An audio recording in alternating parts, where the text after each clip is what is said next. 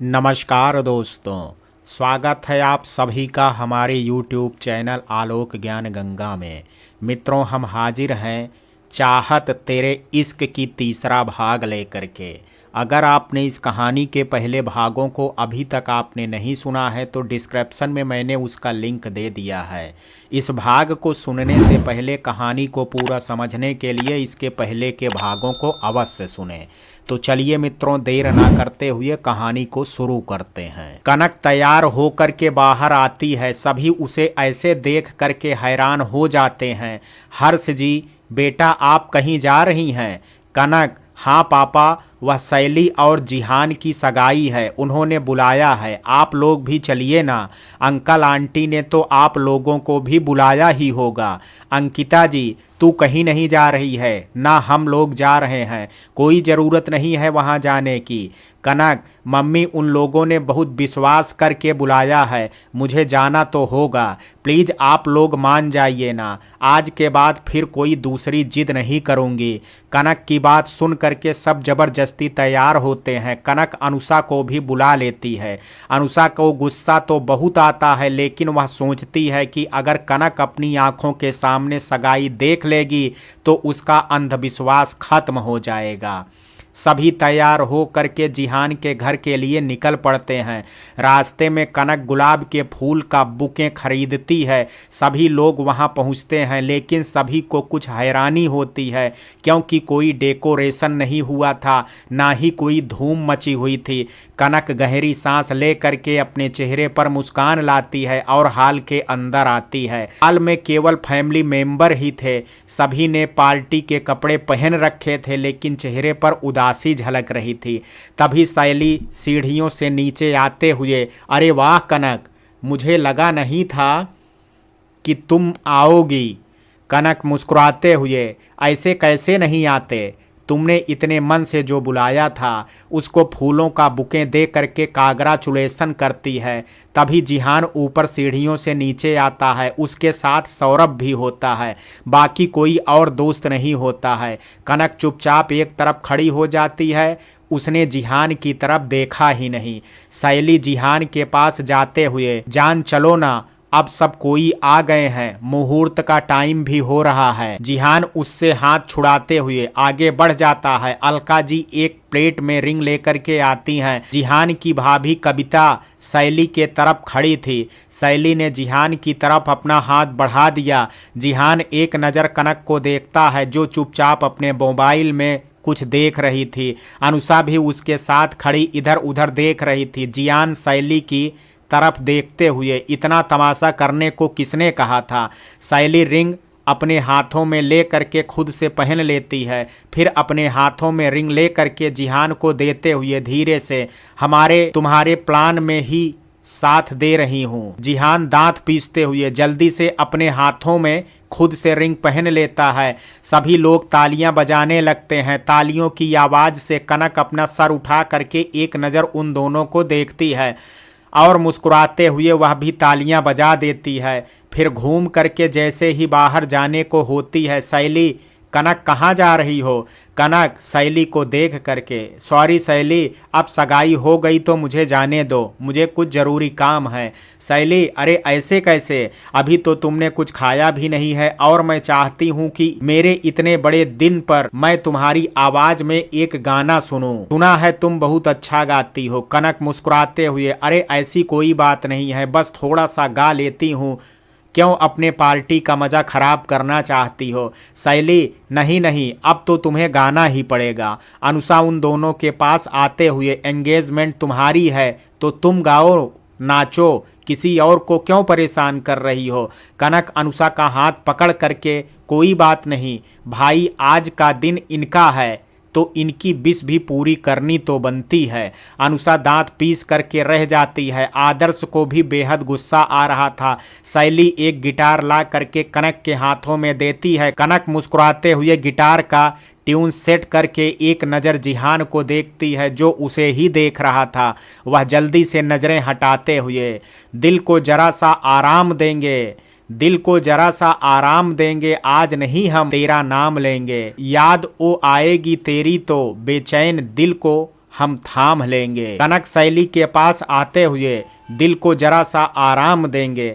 कनक जिहान की तरफ अपनी पीठ करते हुए अनुषा के पास आकर के उसके कंधे पर अपने हाथ रखते हुए, खुद को हम बहलाएंगे, आज नहीं हम तेरा नाम लेंगे, याद जो आएगी तेरी तो बेचैन दिल को हम थाम लेंगे। अब कनक को वहां रुका नहीं जा रहा था, वह अपने कदम बाहर की तरफ बढ़ा देती है। सारे फैमिली वाले उसे जाते हुए देख रहे थे। हाल का गेट पार करते ही जिहान घुटनों के बल नीचे जमीन पर बैठ जाता है। अनुषा कनक के पीछे भागती है, आदर्श भी उसके पीछे पीछे निकल जाता है, लेकिन कनक रोड पर कहीं नहीं दिखती है। अनुषा और आदर्श आगे की तरफ देखते हैं, लेकिन कनक कहीं नहीं दिखाई दे रही थी। कनक रोड के दूसरी साइड पर थी, उसकी आंखों के आगे अंधेरा छा जाता है और एकाएक किसी गाड़ी से टकरा जाती है। आदर्श अनुषा के साथ गाड़ी में बैठ करके चारों तरफ कनक को ढूंढता है, लेकिन वह उसे कहीं नहीं मिलती है। कनक बेड पर सोई अतीत की इन बातों में इतनी डूब गई थी कि उसे एहसास ही नहीं हुआ कि अब सुबह के 4 बजने वाले हैं। उसे होश तब आया जब उसके पास सोया हुआ बच्चा रोने लगा। वह जल्दी से अपने आंसुओं को साफ करते हुए बच्चे को अपने सीने से लगा ली।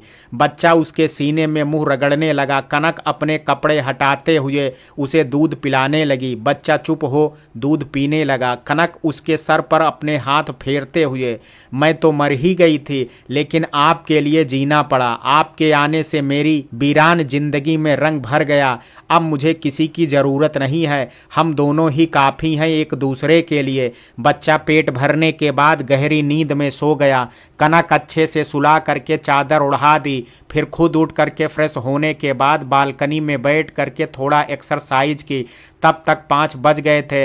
वह किचन में जा करके नाश्ता बनाने लगी। नाश्ता बनाने के बाद घर की साफ सफाई की। तब तक अनुषा बेबी को ले करके बाहर आई। कनक बेबी को अपने गोद में लेते हुए उसे प्यार करने लगी। बच्चा भी खिलखिला करके हंसने लगा। तभी बगल वाले कमरे में से एक बुजुर्ग दाम्पत्य बाहर आए। कनक दोनों को देख करके मुस्कुराते हुए नाश्ते की टेबल पर बैठने को कहा।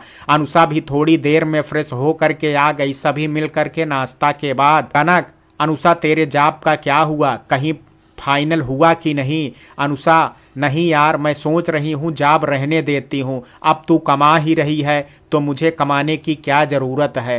कनक उसके सर पर चपत लगाते हुए, लड़कियों का अपने पैर पर खड़े होना बहुत ज़रूरी होता है, इसलिए सारी नौटंकी बंद कर और अपने इंटरव्यू की तैयारी कर। बेबी हंसते हुए, मासी आपको मम्मा ने पीटा? अनुषा उसे अपनी गोद में लेते हुए, हाँ बच्चा, देखो मुझे कितनी जोर से चोट लग गई। बेबी और जोर जोर से हंसने लगा। कनक उसे अपनी गोद में लेते हुए, जान चलिए अब जल्दी से दूध पी लीजिए, फिर मुझे ऑफिस जाना है, और नाना नानी को बिल्कुल तंग मत कीजिएगा, मासी इंटरव्यू दे करके जल्दी आ जाएंगी। बेबी उसका गर्दन पर अपनी छोटी छोटी बाहें लपेटे हुए, आप मत जाओ, मुझे भूख लग जाती है। कनक उसके माथे को चूमते हुए, बेटा आप बड़े हो रहे हो ना, तो आपको स्ट्रांग होना पड़ेगा और इसके लिए आपको और भी चीज़ें खानी पड़ेगी।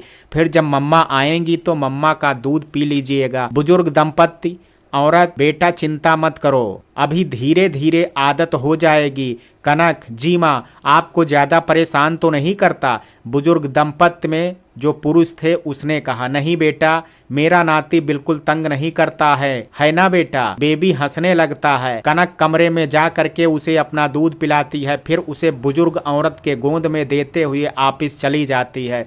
कुछ देर बाद अनुषा भी इंटरव्यू के लिए चली जाती है। ऐसे ही यह हफ्ता गुजर जाता है। जिहान अभी तक कनक के सामने नहीं आया था। कनक को अपने आसपास जिहान का एहसास तो होता था, लेकिन वह सारी बातें झटक देती थी। अब उसकी जिंदगी उसके बच्चे के इर्द गिर्द ही घूमती थी। सौरभ, यार कब तक ऐसा चलेगा? जिहान, समझ नहीं आ रहा है, डर लगता है, अगर मुझे सामने देख ली तो फिर से कहीं छुप ना जाए। अभी कम से कम उसे देख तो पा रहा हूँ। सौरभ, एक बार उनके घर जा कर के बात करके देखें। जिहान, यह अपने घर में नहीं रहती, यहाँ से 20-25 किलोमीटर की दूरी पर एक अपार्टमेंट में रहती है। मैंने वहाँ पर लोगों से कुछ पूछताछ की, लेकिन इसके बारे में कोई नहीं जानता है। वॉचमैन ने बताया कि यह 1 महीने पहले यहाँ रहने आई हैं, बाकी अभी इनके बारे में कोई कुछ नहीं जानता। सौरभ, एक बार मैं इनके सामने जा कर के बात करूं?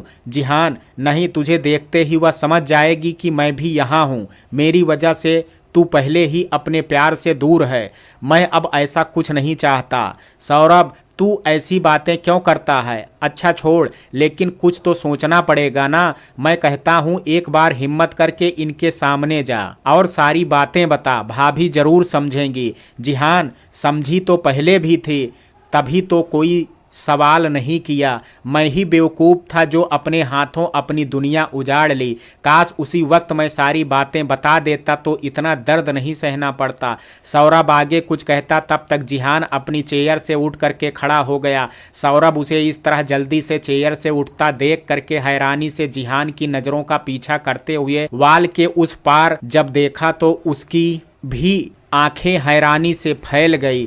दिल में कुछ टूटा हुआ सा महसूस हुआ, क्योंकि वाल के उस पार कनक के सामने अनुषा खड़ी थी। सौरभ के कदम थोड़ा लड़खड़ा गए। जिहान एकटक कनक और अनुषा को देख रहा था। सौरभ धम्म से सोफे पर बैठ गया। जिहान सौरभ को देख करके उसके पास आकर के, सौरभ तू ठीक तो है ना? सौरभ खुद को संभालते हुए हाँ में सिर हिला देता है। जिहान ने कहा, सौरभ मैं तेरी तकलीफ समझता हूँ, उसी दर्द से मैं भी गुजर रहा हूँ, लेकिन यार हमें एक मौका मिला है कनक के पास लाने के लिए। हमने कनक को ढूंढने के लिए उनके सभी फैमिली से पूछा, लेकिन हम कैसे भूल गए कनक की सारी बातें। अनुषा को पता होती। हमने सबसे उनके बारे में पूछा, लेकिन उससे नहीं बात की। सौरभ यार मैं भी तेरी हेल्प करना चाहता हूँ, लेकिन एक पल के लिए भाभी हमारी बात सुन लेंगी। लेकिन अनुषा बहुत ज़्यादा नफरत करती है, वह हमें देखते ही नफरत से भर उठेगी। मैं उसका सामना नहीं कर सकता, उसकी आंखों में नफरत बर्दाश्त नहीं होती।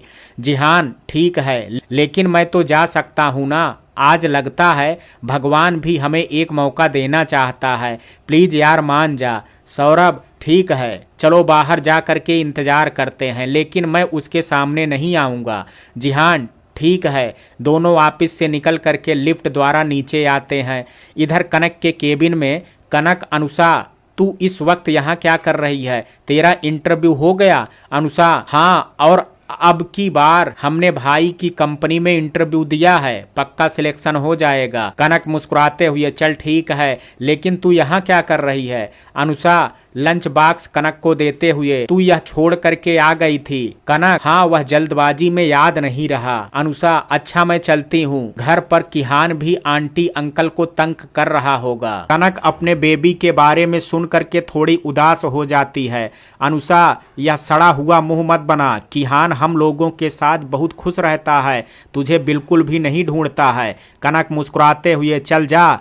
अनुषा उसके केबिन से बाहर आती है। सारे ऑफिस के लोग अपने काम में जुटे हुए थे। वह लिफ्ट से जैसे ही नीचे आती है, सामने जिहान को देख करके उसके तन बदन में आग लग जाती है। वह अपने गुस्से को दबाते हुए उससे मुंह फेर करके रोड की तरफ बढ़ जाती है। जिहान जल्दी से उसके आगे आकर के खड़ा होते हुए, अनुषा एक बार हमारी बात सुन लो। अनुषा गुस्से से उसका कॉलर पकड़ते हुए, कितने बेशर्म हो ना तुम, तुम्हारी हिम्मत कैसे हो गई मेरे सामने आने की? अगर मेरी दोस्त ने मेरे हाथ ना बांधे होते तो मुझे तेरी जान लेने में भी कोई अफसोस नहीं होता, लेकिन शुक्र मनाओ कि मैं ऐसा नहीं कर सकती। जिहान आपको जितना गुस्सा करना है गुस्सा कर सकती हो, लेकिन मेरी बात सुन लो। अनुषा मुझे तुम्हारी कोई बात सुनने में इंटरेस्ट नहीं है। एक मिनट, लेकिन तुम यहाँ क्या कर रहे हो? एकाएक अनुषा को कनक का ख्याल आता है। वह चारों ओर देखने लगती है कि कहीं आसपास कनक तो नहीं है। जिहान रिलैक्स, यह ऑफिस मेरा ही है, कनक यहीं काम करती है। यह सुनते ही अनुषा हैरानी से, क्या?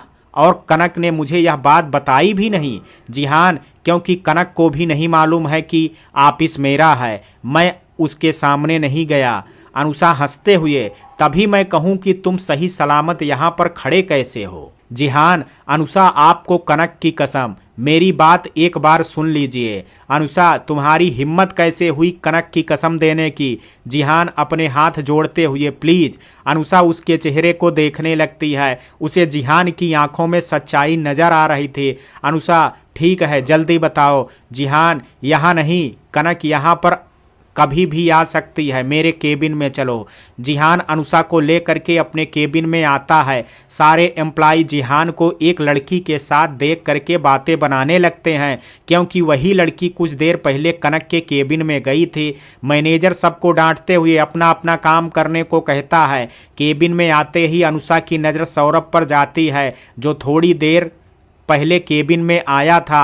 अनुषा और सौरभ की नज़रें कुछ देर के लिए एक दूसरे से मिल जाती हैं, लेकिन अनुषा जल्दी से संभालते हुए जिहान को अपनी बात कहने को कहती है। जिहान अनुषा को सोफे पर बैठाता है। जिहान, अनुषा, मैंने कनक को कभी धोखा नहीं दिया, मैं उससे आज भी बहुत प्यार करता हूँ। अनुषा के होंठों पर एक व्यंग्यात्मक मुस्कुराहट आती है। जिहान, मैं समझ रहा हूँ आपकी नफरत, आखिर मैंने काम ही ऐसा किया है, लेकिन सच का एक पहलू आप जानती हैं, दूसरा पहलू से आप अनजान हैं।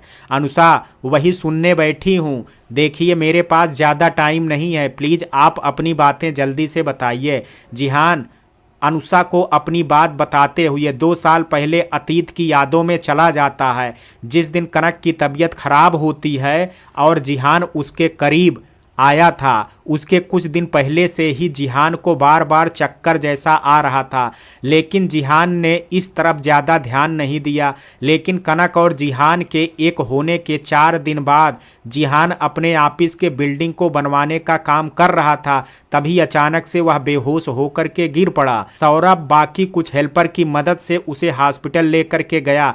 हॉस्पिटल में डॉक्टर ने उसके कुछ टेस्ट किए। लगभग 2 घंटे बाद जिहान को होश आया। डॉक्टर ने कहा कि सही बात रिपोर्ट आने के बाद मालूम चलेगी, लेकिन इस तरह से बेहोश होना कोई नॉर्मल बात नहीं है। जिहान ने होश आने पर बताया कि उसे कई दिनों से ऐसे ही हो रहा है। डॉक्टर तब तक उसे कुछ दवा दे करके हॉस्पिटल से छुट्टी कर दी। जिहान सौरभ के साथ घर आया। उसने घर पर किसी को कुछ बताने से मना कर दिया। अगले दिन सौरभ और जिहान दोनों हॉस्पिटल रिपोर्ट लेने पहुंचे। वहां डॉक्टर ने जो बताया उसे सुन करके जिहान के पैरों के नीचे की जमीन खिसक गई। डॉक्टर ने कहा कि जिहान के हार्ट में छेद है, अगर जल्दी ऑपरेशन नहीं किया गया तो जान भी जा सकती है। जिहान को कुछ समझ नहीं आ रहा था, सौरभ उसे संभालते हुए, लेकिन डॉक्टर ऑपरेशन के लिए डोनर भी होना चाहिए। डॉक्टर जी बिल्कुल, अगर आप लोग ऑपरेशन कराने के लिए तैयार हैं तो मैं डोनर ढूंढने का काम करता हूं, लेकिन अब ऊपर वाले के हाथ में है कि हमें डोनर कितनी जल्दी मिलता है। जिहान खुद को संभालते हुए, अगर डोनर नहीं मिला तो और कितने दिन मैं जिंदा रह सकता हूं? डॉक्टर देखिए, शायद आपको प्रॉब्लम पहले से ही थी, लेकिन कभी कभी लक्षण देर से पैदा होते हैं, इसलिए इस वक्त आप लास्ट स्टेज पर हैं। अगर डोनर जल्दी से नहीं मिला तो आप 2-3 मंथ ही जी सकते हैं। सौरभ डॉक्टर का कॉलर पकड़ते हुए, पागल हो गए हैं, ऐसे कैसे किसी के बारे में आप डिसाइड कर सकते हैं? जिहान सौरभ को डॉक्टर से अलग करते हुए सौरभ के साथ हॉस्पिटल से बाहर आता है। वह गाड़ी में बैठे हुए सीट से सर टिका करके आंखें बंद कर लेता है। सौरभ उसके कंधे पर हाथ रखते हुए, यार तू इतना टेंशन मत ले, हम जल्दी ही डोनर ढूंढ लेंगे, तुझे कुछ नहीं होगा, नहीं तो हम दूसरे डॉक्टर से दिखा सकते हैं। जिहान, उससे क्या होगा?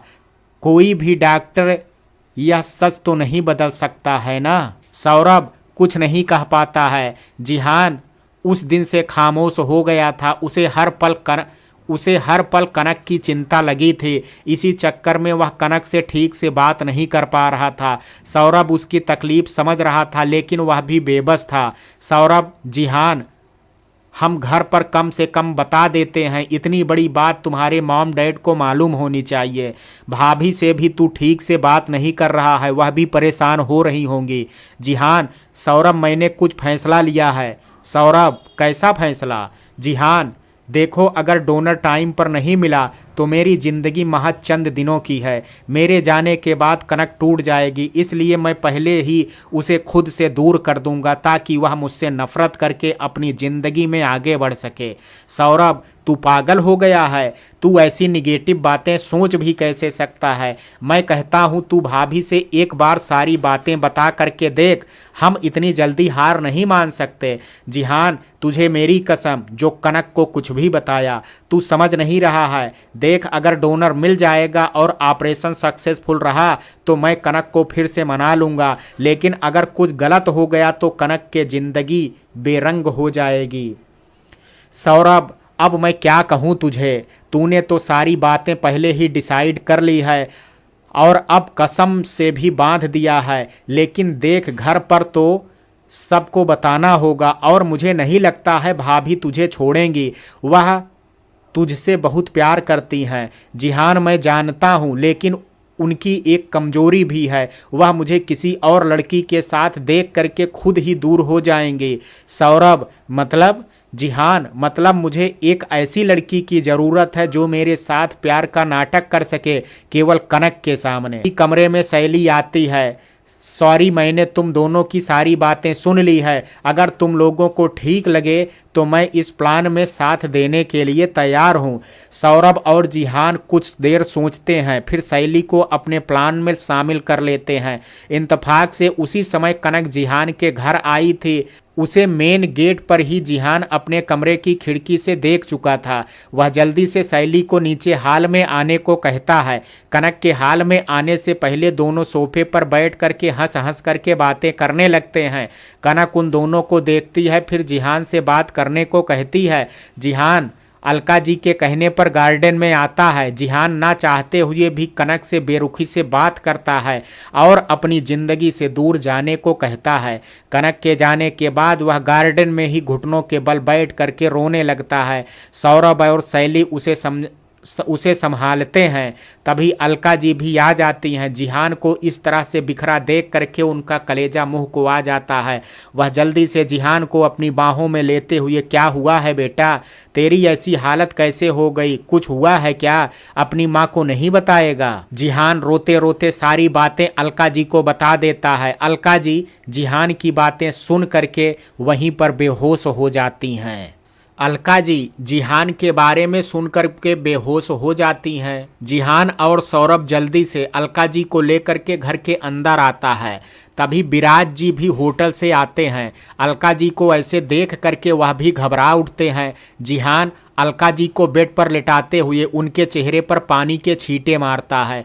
कुछ देर में अलका जी को होश आता है। होश में आते ही वह जिहान के गले लग करके रोने लगती हैं। विराज जी सारी बात पूछ रहे थे। सौरभ जिहान के तबीयत के बारे में सारी बातें बता देता है। पूरी फैमिली में सभी लोगों की आंखों में आंसू आ जाते हैं। विराज जी भी बेड पर बैठते हुए कांपने लगते हैं। जिहान अपने मॉम डैड को ऐसे देख दोनों के गले लगते हुए, मॉम डैड आप लोग ऐसे करेंगे तो मैं चैन से मर भी नहीं पाऊंगा। अलका जी उसके मुंह पर हाथ रखते हुए, कुछ नहीं होगा तुझे, अपनी माँ के सामने मरने की बात करता है। ऐसे ही आज की रात बेहद भारी गुजरती है। जिहान अलका की गोद में ही सो जाता है। सभी लोग अपने अपने कमरे में उदास लेटे रहते हैं। आज किसी के भी गले से खाना नहीं उतरता है। विराज जी जिहान का सर सहलाते हुए बेड से टेक लगाए सुबह कर देते हैं। उनकी आंखों में नींद नहीं थी। अलका जी विराज जी का हाथ पकड़ते हुए, मेरे बेटे को बचा लीजिए, अभी इसने दुनिया ही कितनी देखी है, हम यह सारे धन दौलत का क्या करेंगे। विराज जी अलका जी को सांत्वना देते हुए, आप चिंता मत कीजिए, हम बेस्ट से बेस्ट डॉक्टर को जिहान को दिखाएंगे। अब कोई ऐसी बीमारी नहीं है जिसका इलाज नहीं है। जिहान उठ करके बैठते हुए, डैड इलाज है, लेकिन इसके लिए समय पर डोनर मिलना भी ज़रूरी है। अब हम यही आशा कर सकते हैं कि हमें डोनर मिल जाए, लेकिन तब तक मुझे आप लोगों से कुछ बात करनी है। अलका जी अब क्या बात करनी है? जिहान कनक के बारे में। यह सुनते ही विराज जी और अलका जी को कनक का ख्याल आता है। जिहान मॉम डैड मेरी ज़िंदगी का कोई ठिकाना नहीं है, लेकिन कनक की ज़िंदगी मैं बर्बाद नहीं कर सकता, इसलिए मुझे उसे खुद से दूर करना होगा। आप लोग मेरी मदद कीजिए, उसे यह सच पता नहीं चलना चाहिए। अलका जी लेकिन बेटा हम उससे कब तक छुपाएंगे? कुछ दिनों में तुम्हारी एंगेजमेंट है। जिहान माम सारी बातें जानते हुए मैं कनक से इंगेजमेंट कैसे कर सकता हूँ? विराज जी, तुम कहना क्या चाहते हो? जिहान अपना सारा प्लान इन दोनों को बताते हुए, डैड प्लीज आप लोग मेरी इतनी बात मान लीजिए। विराज जी और अलका जी, लेकिन बेटा इससे वह बहुत टूट जाएगी। तुम नहीं जानते, अगर औरत किसी से प्यार करती है तो एक बच्चे की तरह करती है, उस पर आंख बंद करके भरोसा करती है, लेकिन यदि वह इंसान उसे धोखा दे तो वह पत्थर बन जाती है, फिर उस पर कोई दवा असर नहीं करती है। जिहान डैड जानता हूँ, लेकिन अगर मैं ठीक हो गया तो सारी बातें बता करके उसे मना लूँगा, नहीं तो अलका जी उसके मुंह पर हाथ रखते हुए, ठीक है जैसी तेरी मर्जी, और यह निगेटिव बातें मत सोच, तू ठीक हो जाएगा, भगवान इतना भी निर्दयी नहीं हो सकता है। इस तरह से सारे लोग इस प्लान में शामिल हो जाते हैं। फिर कनक के घर जा कर के इंगेजमेंट तोड़ना और शैली से प्यार का नाटक करना जिहान नहीं चाहता था कि कनक सगाई में आए। वह तो ऐसा कुछ करने का सोचा भी नहीं था, लेकिन शैली के दिमाग में पता नहीं क्या चल रहा था। उसने झूठ बोला कि अगले हफ्ते सगाई है। उसने कनक को बुला लिया, जिस कारण सगाई का नाटक करना पड़ा। कनक के सगाई में से जाने के बाद वह टूट करके बिखरने लगता है। शैली ने उसके जिस हाथ को छुआ था उसने उस पर हाथ को गर्म पानी में डुबो दिया। अलका जी उसे किसी तरह संभाल करके कमरे में ले गई, लेकिन अब उसे कोई होश नहीं था, जैसे उसकी जान निकल गई हो। अलका जी की गोद में खाली आंखों से एकटक छत को घूर रहा था। अलका जी उसके जले हुए हाथ पर मरहम लगा रही थी। उनके भी आंसू नहीं रुक रहे थे। सभी फैमिली वहीं पर बैठे रात गुजार देते हैं। जोया रोते रोते विराज जी की गोद में ही सो गई थी। कनक के मम्मी पापा उनके साथ ही रुकना चाहते थे, लेकिन रात के 10 बजे आदर्श को कॉल आया था कि कनक नहीं मिल रही है।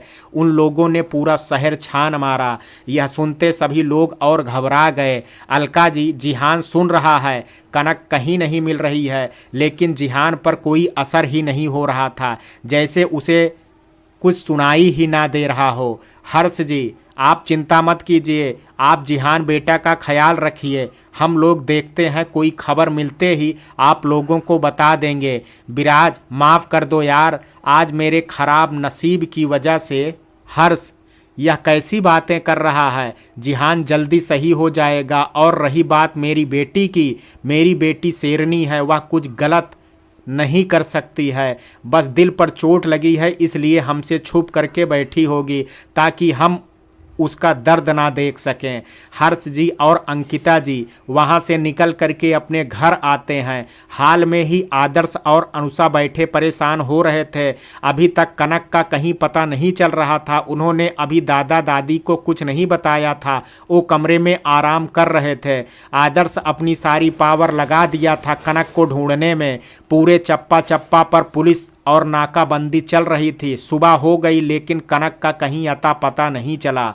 अगली सुबह विराज जी डॉक्टर को बुला करके जिहान को नींद का इंजेक्शन दिलवा दिया, जिससे वह कुछ देर के लिए सो जाता है। सभी परेशान थे, लेकिन उम्मीद की किरण कहीं नजर नहीं आ रही थी। आज का दिन और रात ऐसे ही गुजर जाते हैं। जिहान नींद का असर खत्म होने पर फिर से वैसे ही आंखें खोल करके एकटक देखे जा रहा था। ना किसी से कोई बात करना, ना किसी की कोई बात सुनना। तभी अचानक अगले दिन जिहान के डॉक्टर का फ़ोन आता है। सौरभ कॉल रिसीव करते हुए, क्या हुआ डॉक्टर? डॉक्टर, मुझे आप लोगों को एक ज़रूरी बात बतानी है। सौरभ डरते हुए, जी बताइए क्या बात है? अलका जी और विराज जी इशारे से फ़ोन स्पीकर पर करने को कहते हैं। सौरभ मोबाइल स्पीकर पर कर देता है। डॉक्टर देखिए, मुझे माफ़ कर दीजिए, जिहान रघुवंशी को कुछ भी नहीं हुआ है, वह बिल्कुल ठीक हैं। मुझे यह झूठ बोलने के लिए पैसे मिले थे। यह सुनते ही सब हैरान हो जाते हैं। सौरभ गुस्से से चिल्लाते हुए, आपको समझ भी आ रहा है डॉक्टर, आप क्या बोल रहे हैं? डॉक्टर प्लीज़ मुझे माफ़ कर दीजिए, मैं अपनी गलती मानता हूँ, मैं कुछ देर के लिए भटक गया था, मिस्टर रघुवंशी बिल्कुल ठीक हैं, कहते हुए फ़ोन रख देता है। सौरभ हैरानी से फ़ोन देखते रह जाता है। अलका जी विराज के गले लग करके रोने लगती हैं, लेकिन यह आंसू खुशी के थे। सौरभ जिहान के मम्मी पापा को गले लगाते हुए रो पड़ता है। विराज जी थोड़ी देर के लिए सबको चुप कराते हुए, आज रोने का दिन नहीं है, हमारा बेटा बिल्कुल ठीक है। सभी की नज़र जिहान पर पड़ जाती है, जिसे कुछ खबर ही नहीं थी कि क्या हो रहा है। अलका जी उसके सर को चूमते हुए, जिहान बेटा तू बिल्कुल ठीक है। विराज जी, सौरभ गाड़ी निकालो, जिहान को डॉक्टर के पास लेकर के चलते हैं, उसका कनक के सदमे से बाहर आना बहुत ज़रूरी हो गया है। सौरभ दौड़ करके बाहर जा करके गाड़ी निकालता है। विराज जी अलका जी की हेल्प से जिहान को उठा करके बाहर गाड़ी में लेकर के आते हैं। जोया पीछे से दौड़ती हुई, क्या हुआ डैड? विराज जी कुछ नहीं बेटा, जिहान को कुछ नहीं हुआ है, बस उसे हम इस सदमे से बाहर लाने की कोशिश करने जा रहे हैं। जोया भी उनके साथ बैठ जाती है। विराज जी जिहान को हॉस्पिटल लेकर के जाते हैं। अपनी जानकारी के मुताबिक बेस्ट डॉक्टर से कांटेक्ट करके उन्हें बुला करके भी जिहान को दिखाते हैं। डॉक्टर, मिस्टर रघुवंशी, इन्हें किसी चीज़ का सदमा लगा है, इन्हें रुलाना ज़्यादा ज़रूरी है। विराज जी, डॉक्टर आप लोग कुछ भी कीजिए, मेरे बेटे को ठीक कर दीजिए। डॉक्टर कुछ साइकोलॉजिस्ट डॉक्टर को भी बुलाते हैं। 4 दिन तक लगातार डॉक्टर की ट्रीटमेंट और साइकोलॉजिस्ट के काउंसलिंग की वजह से जिहान थोड़ा बहुत अपने आसपास की चीज़ों को देखना स्टार्ट करता है। डॉक्टर जिहान के सामने अलका जी को बेहोश होने की एक्टिंग करने को कहता है। जिहान अपनी माँ को ऐसे देख करके एकाएक चिल्लाते हुए उठ जाता है। वह अलका जी को उठाते हुए रोने लगता है। अलका जी उठ करके जिहान को गले लगा लेती हैं। विराज जी जिहान को अपने पास बैठा करके डॉक्टर की सारी बातें बताते हैं। जिहान यह सुनते ही कनक कहाँ है, किसी को कुछ समझ में नहीं आता है कि क्या कहे। सभी अपना सर नीचे कर लेते हैं। जिहान सबको ऐसा देख करके चिल्लाते हुए, प्लीज आप लोग बताइए कनक ठीक है ना? सौरभ उसके कंधे पर हाथ रखते हुए, तेरी सगाई के दिन से ही भाभी कहीं नहीं मिल रही हैं, उनका कहीं नहीं पता लग रहा है।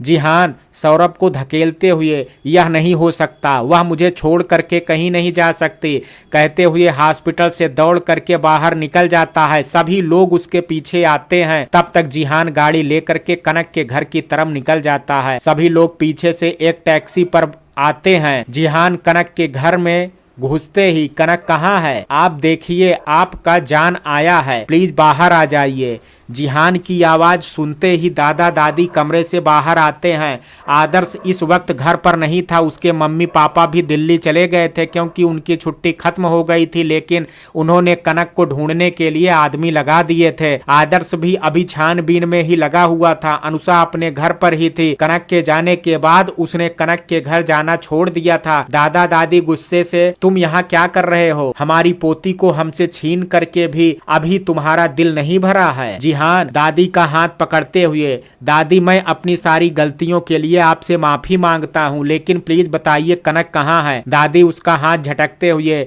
चली गई हम सबको छोड़ करके, तुमने हमारी पोती को हमसे छीन लिया। तभी पीछे से विराज जी, अलका जी, जोया और सौरभ आते हैं। विराज जी जिहान को संभालते हुए, बेटा यह सच है, किसी को नहीं पता कि कनक कहाँ है। जिहान को फिर से विश्वास नहीं होता है। वह सीढ़ियां चढ़ते हुए कनक के कमरे में जा करके देखता है, उसकी कनक वहां नहीं थी। वह वहीं पर बैठ करके रोने लगता है। सौरभ बहुत मुश्किल से उसे समझा करके नीचे लाता है। उस दिन के बाद सौरभ और जिहान कनक को ढूंढने के लिए जमीन आसमान एक कर देते हैं, लेकिन कनक का कोई पता नहीं चल पाता है। जिहान कनक के लिए तड़प रहा था, लेकिन उसकी हालत देख करके उसके मम्मी पापा भी टूट रहे थे। यह देख करके उसने खुद को संभाला और कनक की यादों से छुटकारा पाने के लिए पूरी तरह से अपने को काम में झोंक दिया। दिन रात काम में डूबे रहने लगा। इसी बीच उसने डॉक्टर के झूठ का पता लगाया तो पता चला कि यह सब शैली और जिहान के चचेरा छोटा भाई अनुज ने मिल करके यह सारा षड्यंत्र रचा था, क्योंकि शैली जिहान को पाना चाहती थी और अनुज कनक को। उन दोनों ने मिलकर के कुछ दिनों से जिहान के खाने में कोई दवा मिला देते थे जिससे उसे बार बार चक्कर आता था और जिस दिन वह बेहोश हुआ उस दिन उसी दवा की मात्रा हाई डोज में थी। उसने हम पर नजर रखा हुआ था। हम जब इसे लेकर के हॉस्पिटल पहुंचे उससे पहले ही अनुज ने डॉक्टर को खरीद लिया। अलका जी शैली को घर से धक्के दे करके निकाल देती हैं। अनुज लंदन चला जाता है क्योंकि अलका जी और विराज जी ने उससे कोई रिश्ता नहीं रखने को कहा था। विराज जी के बड़े भाई को भी अपने बेटे की यह बात पता चलते ही उन्हें बहुत धक्का लगा था, लेकिन क्या करें। जिहान और सौरभ अनुषा को यह सब बताते हुए अपने उस दर्द को याद कर रहे थे जो उन्होंने 2 साल पहले जिया था। अनुषा की आंखों में भी आंसू आ गए थे। उसने अपने आंखें पोंछते हुए, जिहान आपको एक बार भी ख्याल नहीं आया कि इतनी बड़ी बात कनक को आप बताएं? जिहान अनुषा उस वक्त हालात ऐसे हो गए थे कि मैं चाह करके भी कनक को सच नहीं बता पाया। अनुषा और आपकी इस सच न बताने की वजह से केवल आप ही नहीं, कनक ने भी यह 2 साल कितने तकलीफ में गुजारी है इसका आपको अंदाजा भी नहीं है। लेकिन मुझे माफ़ कीजिएगा, आपका सच जानने के बाद मुझे आपसे पूरी हमदर्दी है, लेकिन मैं आपकी कोई मदद नहीं कर सकती क्योंकि कनक ने मुझे कसम दी है। और दूसरी बात, कनक अपनी ज़िंदगी में बहुत आगे बढ़ गई है, वह आपके पास कभी लौट करके नहीं आएगी, इसलिए आप भी अपनी ज़िंदगी खुशी खुशी जीजिए। मैं कनक को यहाँ से ले करके कहीं और चली जाऊँगी। सौरभ ने कहा, अन्नू इन सब में मेरी क्या गलती है जो मुझे भी इतनी बड़ी सजा दे रही हो? Anusha I am sorry Saurabh, लेकिन मैं अपने दोस्त को अकेला भी नहीं छोड़ सकती। इस वक्त उसे हमारी बहुत ज़रूरत है। आप लोगों को मैं कुछ नहीं बता सकती। जिहान प्लीज़ अनुषा, मुझे जानना है कनक कहाँ थी और आपने हमें कभी बताया क्यों नहीं?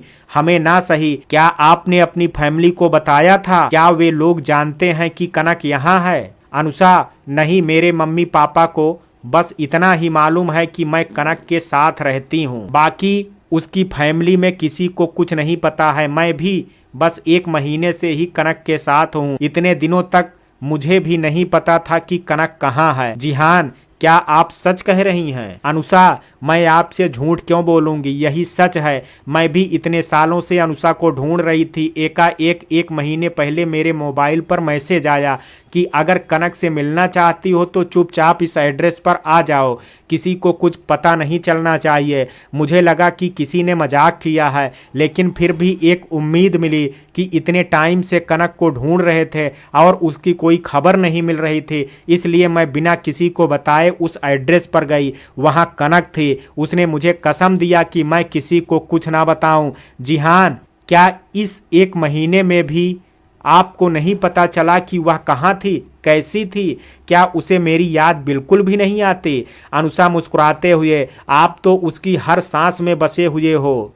वह किसी को ना बताए यह अलग बात है। आपको पता है जब आप एंगेजमेंट तोड़ करके गए थे उस दिन वह मुझसे सच का पता लगाने के लिए कह रही थी। उसे विश्वास था कि बात कोई जरूर ऐसी है जिससे मजबूरी में आप ऐसे कर रहे हैं, लेकिन मैं और आदर्श भाई ने उसकी बातों का विश्वास नहीं किया। लेकिन अब तो मुझे लग रहा है कि जिस दिन से वह यहाँ जॉब करने आई होगी और आपको महसूस किया होगा उस दिन से वह हर रात रोती होगी, लेकिन वह अपने आंसू कभी हमारे सामने नहीं दिखाएगी। जिहान क्या मैं उसके सामने जाऊंगा तो वह मुझे माफ़ करेगी? अनुषा यह तो मुझे नहीं पता, लेकिन जिहान लेकिन क्या? अनुषा मैं उसके कसम से बंधी हूँ, कुछ नहीं बता सकती आपको। जिहान प्लीज़ ऐसे कसम का भी क्या फ़ायदा जो उसे तकलीफ ही दे। अनुषा वैसे उसने मुझे कसम दी है ना बताने की, दिखाने की नहीं। जिहान कंफ्यूजन से, क्या मतलब? अनुषा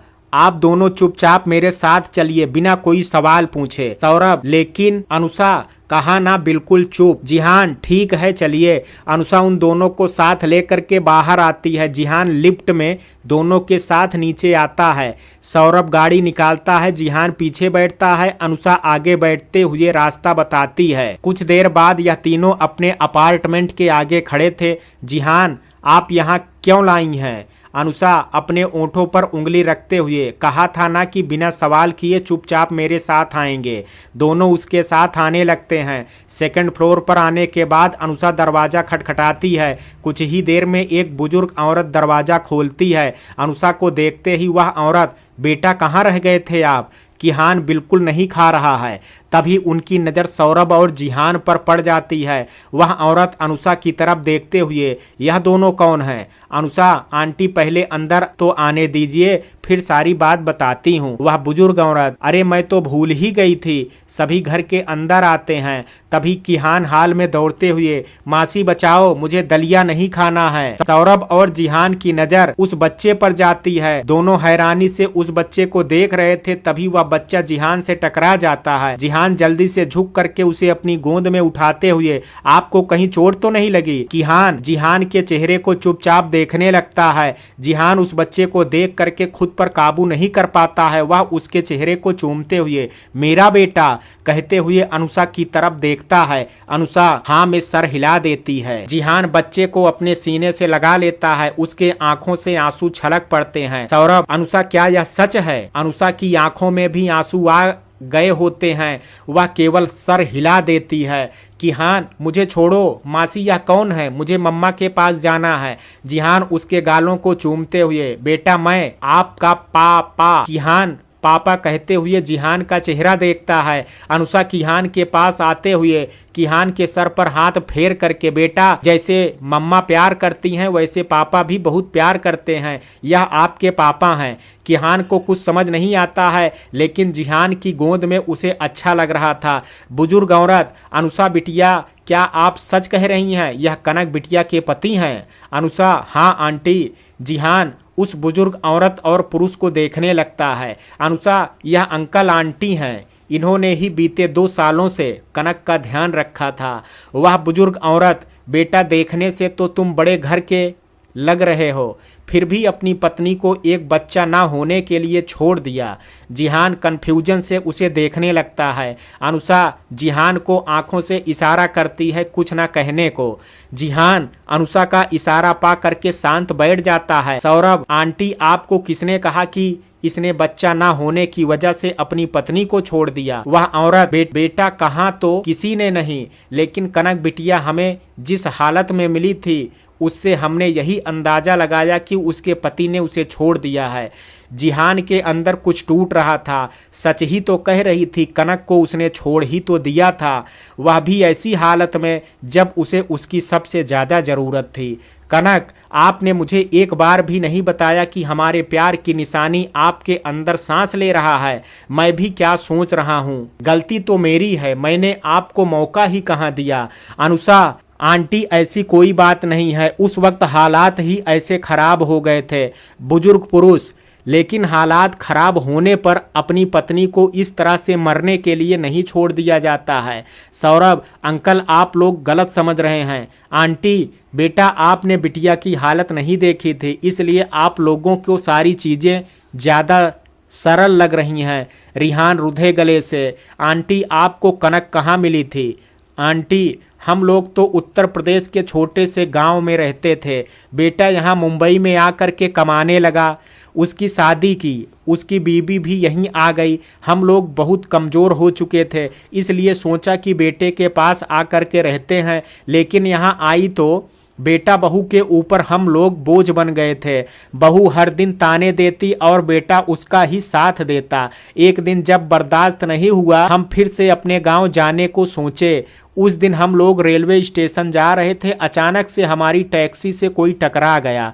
टैक्सी वाला भागने की फिराक में था, लेकिन हमने सामने एक लड़की को रोड पर गिरा हुआ देखा तो इंसानियत को भूल नहीं पाए। हमने टैक्सी वाले को डरा करके उस लड़की को टैक्सी में रख करके उसे हॉस्पिटल ले चलने के लिए कहा। टैक्सी वाला हमें हॉस्पिटल पहुंचा करके भाग गया। डॉक्टर ने कनक बिटिया को एडमिट तो कर लिया, लेकिन वह पुलिस को बुलाने के लिए कहने लगा। हमने डॉक्टर के हाथ पांव जोड़े और सारी सिचुएशन समझाई। डॉक्टर ने बिटिया को जब देखा तो बताया कि उसकी सांसें धीमी चल रही हैं और वह 2 महीने की प्रेग्नेंट है। यह सुनते ही हमारे पांव के नीचे जमीन निकल गई, क्योंकि देखने से वह शादीशुदा नहीं लग रही थी। हमें लगने लगा कि हमने किसी गलत लड़की को तो नहीं बचा लिया।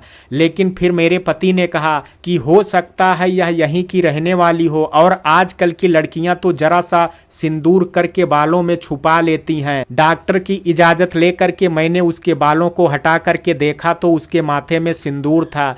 यह देखते ही हमें राहत मिली, लेकिन पूरी रात गुजर गई, उसे होश नहीं आया। अगली सुबह डॉक्टर ने बताया कि यह खुद ही जीना नहीं चाहती है, इसे कैसे होश में लाएं। हम दोनों को कुछ नहीं समझ में आ रहा था। हमारे पास ज्यादा पैसे भी नहीं थे, लेकिन पता नहीं क्यों बिटिया का चेहरा देख करके उसे छोड़ करके जाने का मन ही नहीं किया। हमने उस दिन पूरा दिन इंतजार किया, लेकिन फिर भी वही बात। आखिर वह रात भी गुजर गई। फिर अगले दिन डॉक्टर परेशान होते हुए, देखिए हम कुछ नहीं कर सकते, आपका पेशेंट जीने की चाह छोड़ चुका है। मैं उसके पास गई, उसका हाथ पकड़ करके मैंने कहा कि कैसी माँ हो जो अपने बच्चे को ही मारना चाहती हो। माना तुम्हें नहीं जीना है, लेकिन तुम्हारा बच्चा तो अभी उसने दुनिया भी नहीं देखी है।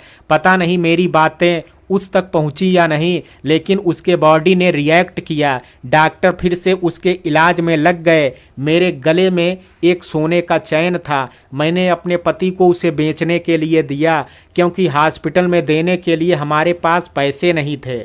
लगभग 1 घंटे बाद कनक को होश आ गया, लेकिन खुद को जिंदा देखना उसके चेहरे पर कोई खुशी नहीं थी। डॉक्टर ने उसे हमसे मिलाया और बताया कि हम लोग उसे लेकर के हॉस्पिटल आए। उसने हमारी तरफ देखा और कहा, आप लोगों को यह करने की जरूरत नहीं थी, मुझे नहीं जीना है। मैंने उसे डांटते हुए बताया कि कनक को भी नहीं पता था कि वह प्रेग्नेंट थी, लेकिन आंटी अंकल के बताने पर उसने डॉक्टर की तरफ देखा। डॉक्टर, ये लोग बिल्कुल ठीक कह रहे हैं, आप 2 मंथ प्रेग्नेंट हैं। यह सुनते ही कनक की आंखों में आंसू आ गए। उसने अपने कांपते हाथों को अपने पेट पर रखा, उसने आंखें बंद की, उसके ओंठों पर हल्की मुस्कान आ गई। शायद उसे जीने की वजह मिल चुका था। उसने हम लोगों के बारे में पूछा, सारी बातें उसे बताई और उससे उसके परिवार वालों के बारे में पूछा। उसने कहा कि उसका कोई नहीं है। आंटी, लेकिन बिटिया, यह बच्चा, इसके पापा कहाँ हैं? कनक ने सर झुका करके कहा कि वह अब किसी और के हो गए हैं। आंटी के मुंह से यह सुनते ही जिहान ने अपनी मुट्ठियां भींच लिया। सौरभ और अनुषा ने कुछ पल के लिए दर्द से अपनी आंखें बंद कर ली। वह समझ पा रहे थे उस वक्त कनक को कैसा लग रहा होगा। अंकल, उसके बाद हमने उसे अपने साथ चलने के लिए कहा, क्योंकि उसकी हालत ऐसी नहीं थी कि उसे अकेला छोड़ सकें। उसकी बातों से हमें लगा कि शायद बच्चे ना होने की वजह से ही वह मरने की बात कर रही थी, कहीं इसलिए उसके पति ने छोड़ तो नहीं दिया।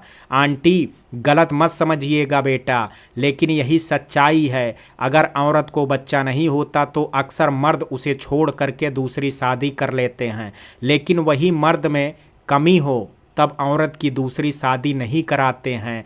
कभी कभी तो लगता है कि यह रस्में रिवाज, 7 वचन, यह सब बनाए ही क्यों हैं, जब उसे निभाना ही नहीं होता। अंकल, खैर छोड़िए इन बातों को। डॉक्टर ने बिल देने को कहा। कनक ने जब बिल देखा तो लगभग 1 लाख रुपए का बिल आया था। यह देख करके दोनों पति पत्नी के पैर कांपने लगे। कनक हमारे कंधे पर हाथ रखते हुए, आप लोग मत घबराइए, मेरे पास पैसे हैं। उसने मोबाइल से कुछ करके बिल पेमेंट किए। आंटी, उसके बाद हम लोग उसे ले करके रेलवे स्टेशन आए। उसी ने मोबाइल से ही तत्काल बुकिंग की। मोबाइल से 2 छोटे छोटे कार्ड निकाल करके एक कार्ड फेंक दिए और एक कार्ड को अपने पास रख लिया। फिर मोबाइल मेरे पति को दिया कि इसे यहीं पर कहीं किसी को बेच दें। मेरे पति ने वह मोबाइल स्टेशन पर एक आदमी को बेच दिया। उसके बाद हम लोगों का गाड़ी पकड़ करके अपने घर निकल गए। वहां जाने के बाद बिटिया ने आसपास के बच्चों को पढ़ाना शुरू किया। हमने अपने आसपास वालों को बताया कि यह मेरे बहू के रिलेशन में की लड़की है, इसका पति विदेश गया हुआ है, इसलिए तो हमने देखभाल के लिए इसे यहाँ लाया है। कनक बिटिया भी ऐसी ही थी कि जहाँ रहे सबको अपना बना ले। 1 महीने बाद उसने मुझसे कहा कि माँ, मेरी पढ़ाई अधूरी रह गई है, मुझे मुंबई जाना होगा अपना सर्टिफिकेट लाने। लेकिन उस वक्त उसकी प्रेगनेंसी को 3 महीने हो गए थे और उसे बहुत ज़्यादा उल्टी होती थी, तबीयत ठीक नहीं रहती थी, इसलिए हमने उसके साथ अपने पति को भेजा। अंकल, हम दोनों यहाँ आए।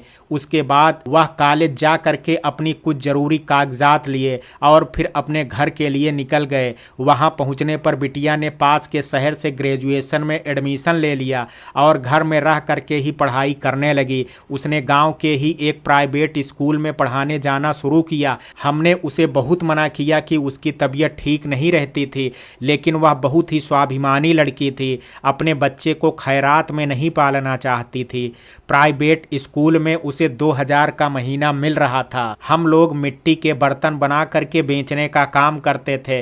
वह घर आने पर हमारे उस काम में भी हेल्प करती थी। उसने प्रेगनेंसी पूरी होने पर भी स्कूल में पढ़ाना नहीं छोड़ा। मेरे डांटने पर वह कहती, माँ, मेरा बच्चा इस दुनिया में आने से पहले इतना स्ट्रांग हो कि मुझे हॉस्पिटल जाने की ज़रूरत ना पड़े, क्योंकि वह भी जानता है कि इस वक्त उसके माँ के पास ज़्यादा पैसे नहीं हैं, तो सारी सुख सुविधा अफोर्ड नहीं कर सकती हैं।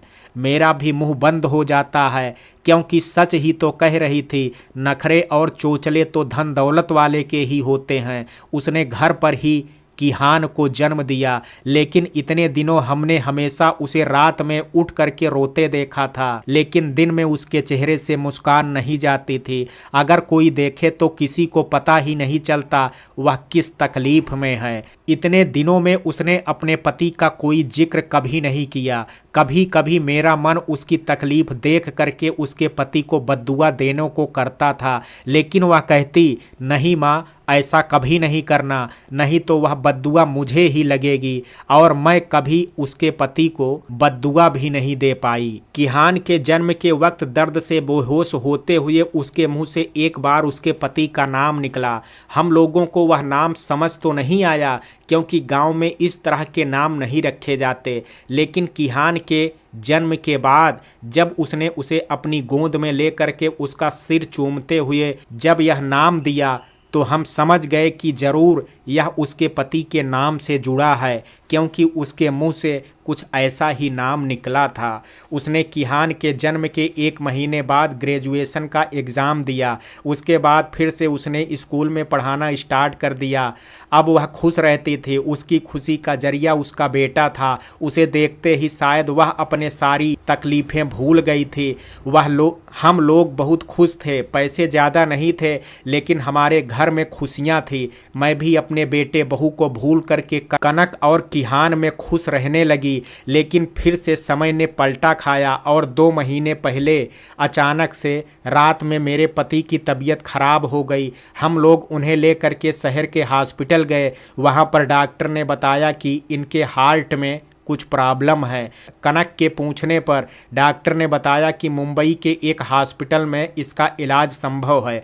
कनक कभी मुंबई नहीं जाना चाहती थी, लेकिन मेरे पति के लिए उसने आने का डिसाइड किया। हम लोग 1 महीने पहले ही यहाँ आए हैं। उसने टीचर की पढ़ाई से कुछ पैसे जोड़ करके रखे थे, कुछ मेरे पास थे।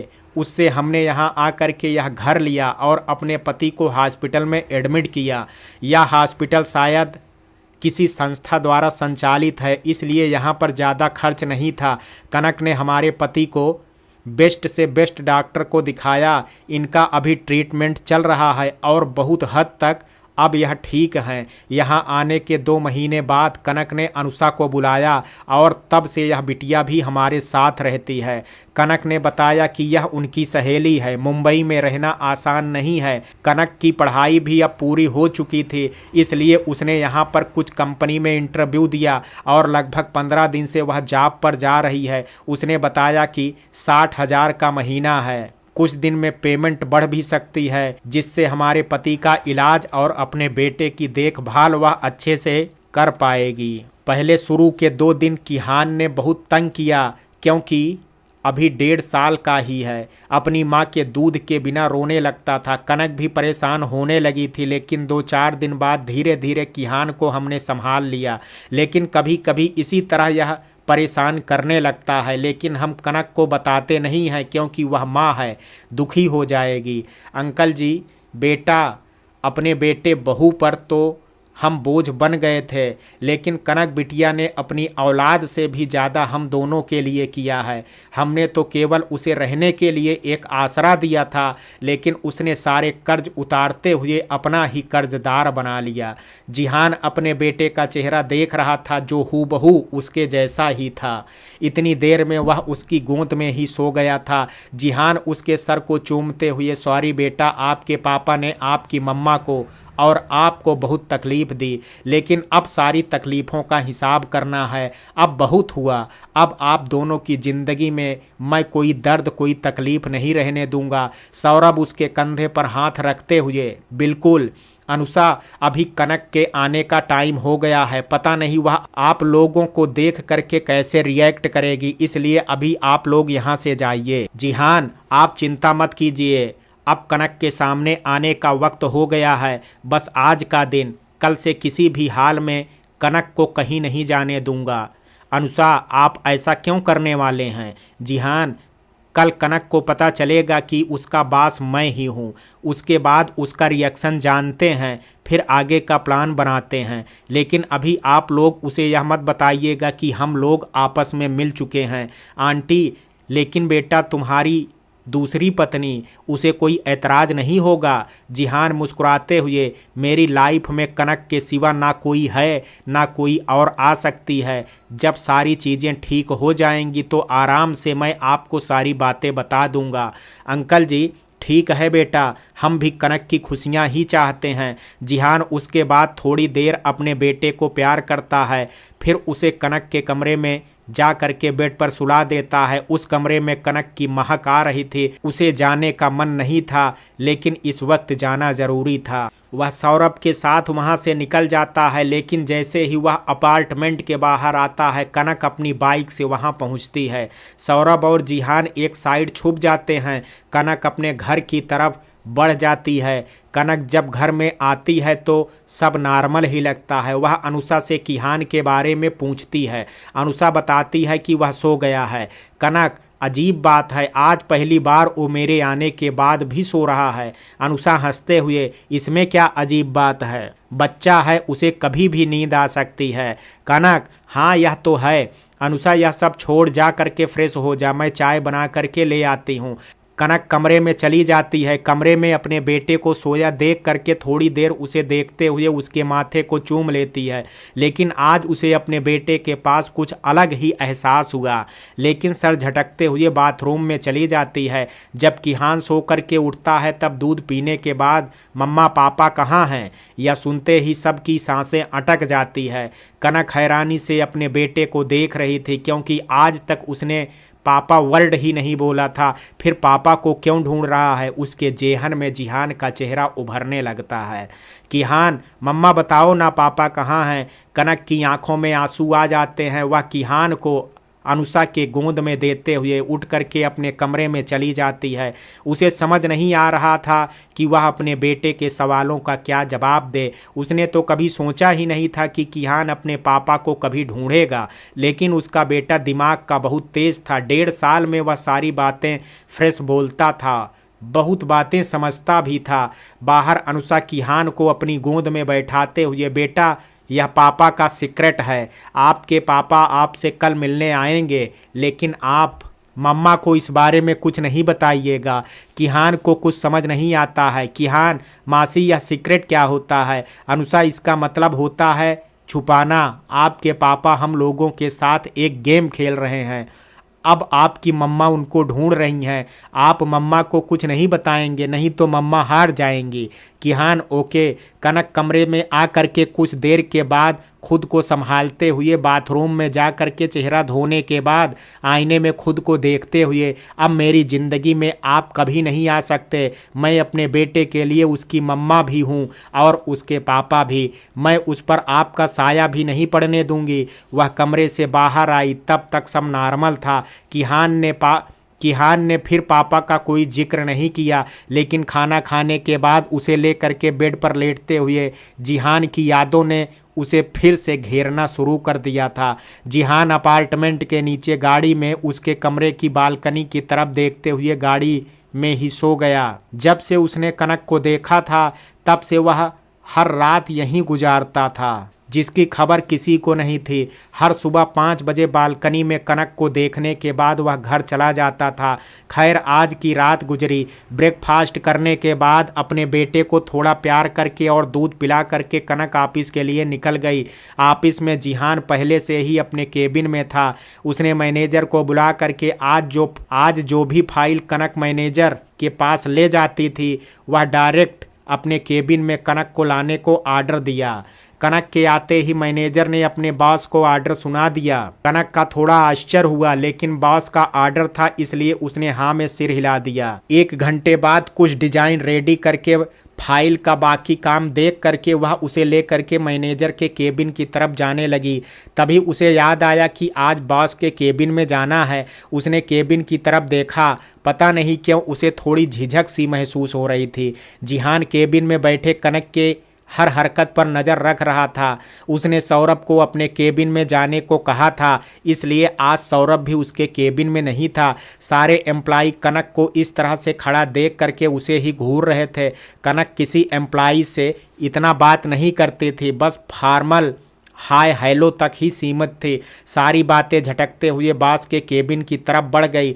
डोर पर नॉक करते हुए अंदर आने की परमिशन मांगी। जिहान के कमिंग कहते ही उसका दिल अनजाने डर से धड़क उठा। यह आवाज़ वह कभी नहीं भूल सकती थी। उसने अपने कांपते कदमों को अंदर रख करके मन ही मन भगवान से प्रार्थना करने लगी कि उसका डर सही ना हो।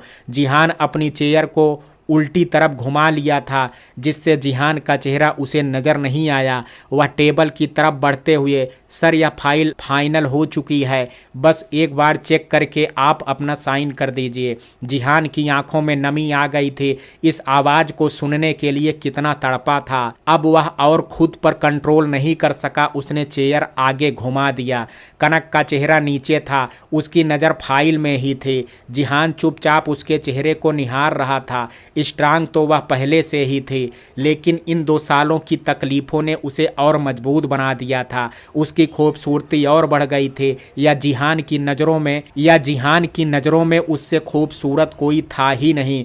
कनक को जब अपने चेहरे पर किसी की नज़र महसूस होती है तो वह फाइल से नज़रें उठा करके देखती है। जिहान का चेहरा देखते ही उसकी आंखें हैरानी से बड़ी बड़ी हो जाती हैं। हाथों से फाइल छूट करके नीचे गिर जाती है। आखिर उसका डर सही साबित हुआ। वह ऐसी बेवकूफ़ी कैसे कर सकती है। उसे कुछ दिनों से अपने आसपास जिहान के होने का एहसास होता था। वह उसे इग्नोर कैसे कर सकती थी, जबकि उसे अच्छी तरीके से मालूम था कि जिहान मुंबई में ही रहता है। वह जल्दी से पीछे मुड़ करके केबिन से बाहर जाने के लिए कदम बढ़ाए ही थे कि जिहान उसके इरादे भांपते हुए जल्दी से उठ करके पीछे से उसके हाथों को पकड़ लिया। कनक का पूरा शरीर कांप रहा था। उसने हाथ छुड़ाने की कोशिश की। उसके मुंह से कोई आवाज़ नहीं निकल रही थी, लेकिन जिहान ने मजबूती से उसके हाथ को पकड़ते हुए अपनी तरफ खींच लिया।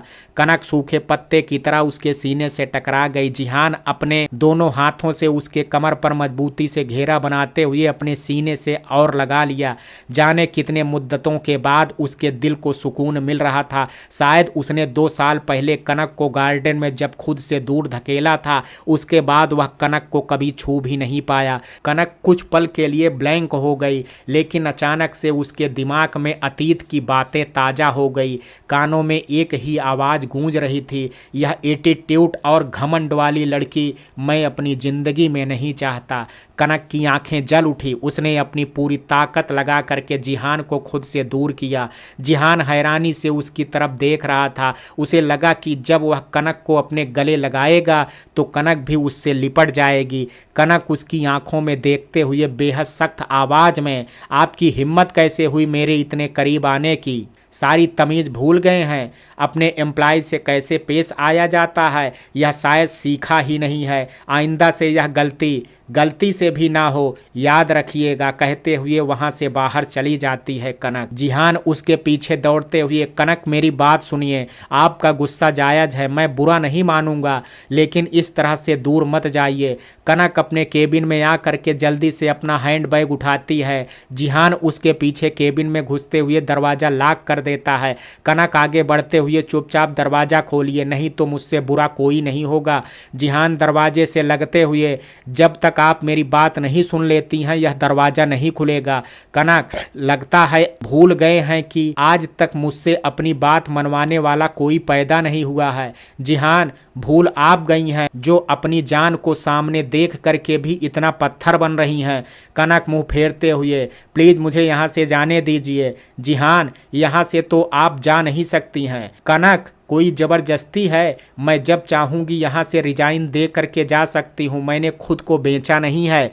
जिहान, लगता है इस कंपनी को ज्वाइन करते समय अपने टर्म एंड कंडीशन अच्छे से नहीं पढ़ा था। उस पर साफ साफ लिखा है ज्वाइन करने के 1 साल बाद ही आप यहाँ से जा सकती हैं, नहीं तो 2 करोड़ रुपए कंपनी को देने होंगे। कनक, मैंने ऐसी किसी भी शर्त पर साइन नहीं किया है। जिहान, यह तो आपको साबित करना पड़ेगा, क्योंकि आपके साइन किए हुए पेपर मेरे पास सुरक्षित हैं, जिस पर यह बात साफ साफ शब्दों में लिखी हुई है।